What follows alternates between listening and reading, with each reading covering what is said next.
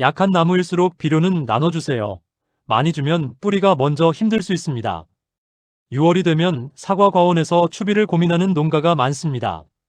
특히 잎색이 연하고 신초가 짧고 과일이 많이 달린 나무를 보면 비료를 더 주고 싶어집니다. 약하니까 많이 먹여야겠다. 이렇게 생각하기 쉽습니다. 그런데 약한 나무는 비료가 부족해서만 약한 것이 아닙니다. 뿌리가 약할 수도 있고 지난해 저장 양분이 부족했을 수도 있고 착과 부담이 클 수도 있고 토양 수분이나 pH, 이시 문제 때문에 양분을 제대로 못 먹고 있을 수도 있습니다. 그래서 오늘은 6월 사과 추비를 할 때 약한 나무의 비료를 어떻게 줘야 하는지, 유목과 성목은 어떻게 다르게 봐야 하는지, 한 나무당 어느 정도로 나눠주는 게 안전한지 현장 기준으로 정리해 보겠습니다. 약한 나무는 겉으로 보면 비료가 부족해 보입니다. 잎색이 연하고 신초가 짧고 나무 전체가 처져 보입니다. 착과가 많으면 과일이 나무 힘을 더 많이 가져가니까 더 약해 보일 수 있습니다. 그래서 농가 입장에서는 비료를 세게 넣고 싶어집니다. 하지만 이때 조심해야 합니다. 나무가 약하다는 것은 비료를 많이 받을 준비가 되어 있다는 뜻이 아닙니다. 오히려 반대일 수 있습니다.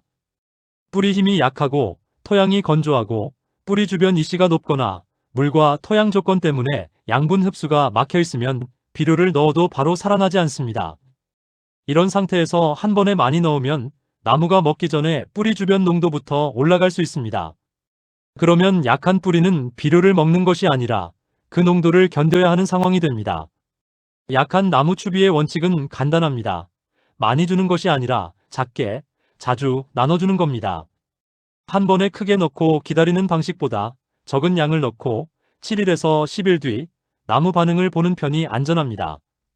잎색이 조금 살아나는지, 신초 끝이 부드럽게 움직이는지, 새잎이 정상적으로 펴지는지 봐야 합니다. 반대로 비료를 줬는데도 잎이 더 처지거나 끝잎이 마르거나 토양이 말라 있다면 추가 추비보다 물 관리와 뿌리 상태를 먼저 봐야 합니다. 6월 추비는 많이 넣는 기술이 아닙니다. 나무가 받아들일 수 있는 만큼 작게 나눠 넣는 기술입니다. 유목은 뿌리량이 적습니다. 나무가 어리기 때문에 비료를 받을 수 있는 범위도 좁습니다. 그래서 약한 유목에 비료를 한 번에 많이 주면 뿌리 주변 농도가 빨리 올라갈 수 있습니다. 약한 유목은 주당 20g에서 40g 정도부터 가볍게 시작하는 것이 안전합니다. 농가에서 쉽게 하려면 일반 복합비료 기준으로 주당 30g에서 50g 정도를 먼저 보고 7일에서 10일 뒤 반응을 확인하시면 됩니다. 다만 질소 함량이 높은 제품은 이보다 줄여야 합니다. 비료 이름보다 중요한 것은 한 번에 많이 넣지 않는 것입니다. 잎색이 조금 돌아오고 신초 끝이 부드럽게 움직이면 같은 양으로 한 번 더 보완할 수 있습니다. 하지만 잎이 더 처지거나 끝잎이 타거나 토양이 건조하다면 비료를 더 넣을 때가 아닙니다. 그때는 물과 뿌리 상태가 먼저입니다. 성목은 나무가 크다고 해서 비료를 많이 받아도 되는 것은 아닙니다. 특히 6월 성목은 올해 과일 비대와 내년 꽂는 준비가 같이 걸려 있습니다. 질소를 세게 넣으면 잎색은 잠깐 좋아질 수 있습니다. 하지만 신초가 다시 강해지고 도장지가 늘고 나무 힘이 과일보다 가지 쪽으로 갈 수 있습니다. 그러면 착색, 과실 품질, 내년 꽂는 준비에 부담이 생길 수 있습니다. 약한 성목이라도 처음부터 주당 200g, 300g씩 넣는 방식은 조심해야 합니다. 약한 성목은 주당 50g에서 100g 정도부터 시작해서 7일에서 10일 뒤 반응을 보는 방식이 좋습니다.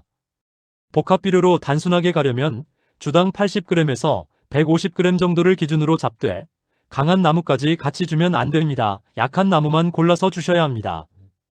비료를 줄 때 나무 밑동 바로 옆에 뿌리는 경우가 많습니다. 하지만 사과나무가 비료를 잘 먹는 곳은 주간 바로 옆이 아닙니다. 잔뿌리가 있는 곳에 줘야 합니다. 유목은 주간에서 30cm에서 50cm 정도 떨어진 곳에 둥글게 또는 양쪽 띠 모양으로 주는 것이 좋습니다. M9, M26 같은 외성대목 성목은 주간에서 50cm에서 1m 정도 떨어진 곳, 수관 아래와 관수 라인 주변을 기준으로 보시면 됩니다. 큰 성목이나 반월성 나무는 가지 끝 아래쪽, 잔뿌리가 많이 있는 자리 쪽으로 주는 것이 좋습니다. 비료를 준 뒤에는 가볍게 흙과 섞이게 하거나 관수 전후에 맞추는 편이 좋습니다. 다만 폭우 직전에는 피하십시오. 한꺼번에 녹아내려가면 뿌리에 부담이 되거나 비료 손실이 커질 수 있습니다. 농가들이 가장 힘들어하는 부분이 있습니다. 요소 따로, 칼리 따로, 마그네슘 따로, 미량 요소 따로 이렇게 나누면 말은 정확해도 현장에서는 복잡합니다. 그래서 약한 나무를 쉽게 관리하려면 복합 비료를 소량씩 나눠주는 방식이 가장 현실적입니다.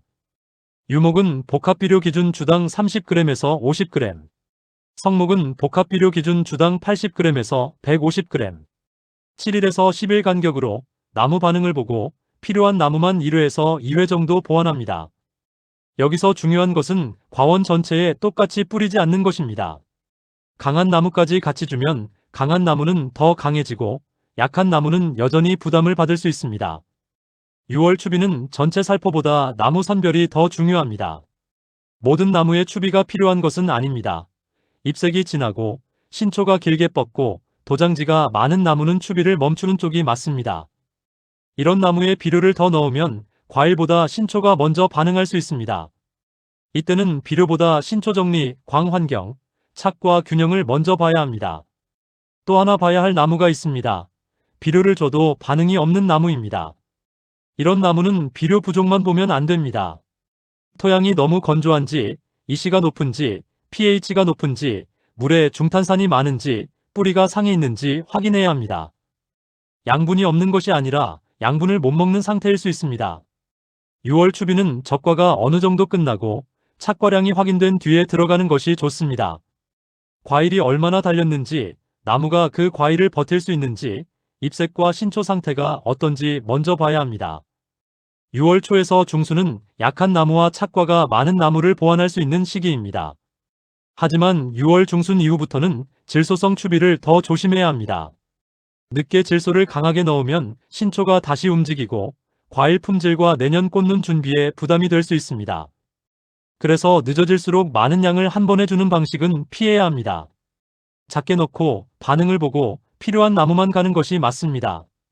오늘 내용은 이것만 기억하시면 됩니다. 약한 나무라고 비료를 많이 주면 안 됩니다. 약한 나무는 한 번에 많이 넣는다고 바로 살아나는 것이 아닙니다. 유목은 주당 20g에서 40g 정도, 복합 비료 기준으로는 30g에서 50g 정도, 성목은 주당 50g에서 100g 정도, 복합 비료 기준으로는 80g에서 150g 정도, 7일에서 10일 간격으로 나무 반응을 보고 필요한 나무만 한 번 더 보완하시면 됩니다. 중요한 것은 과원 전체에 똑같이 뿌리는 것이 아닙니다.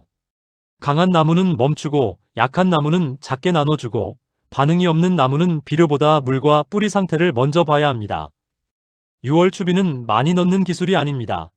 나무가 받아들일 수 있는 만큼 작게 나눠 넣는 기술입니다.